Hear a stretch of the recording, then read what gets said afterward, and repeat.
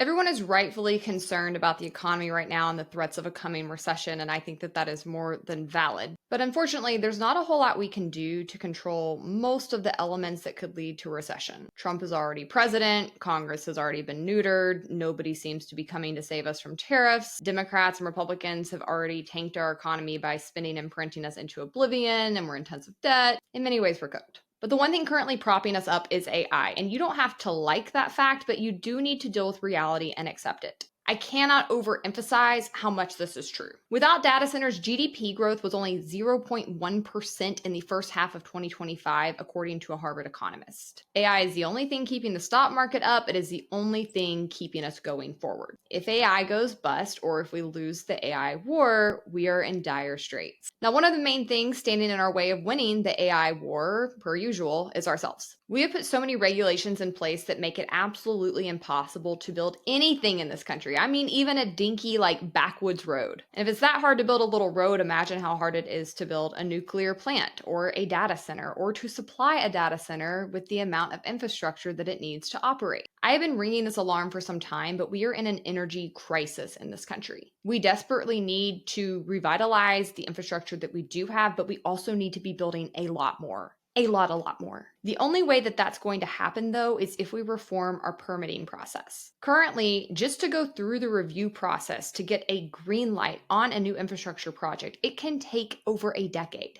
If we continue to allow that current system to stand, we will go bust. It's really not a question of if our economy tanks or if we lose the AI war. It's just a question of how fast our global competitors surpass us. Because trust me when I say they are not hamstringing themselves in this way. Permitting reform might sound boring, but it needs to be at the top of absolutely everybody's mind. And your media is not going to tell you that. Your politicians are not going to tell you that. And Twitter is not going to tell you that. But I'm telling you that, and you need to go tell 5 more people that, because we are going to have to put pressure on Congress to act if we want to keep ourselves afloat.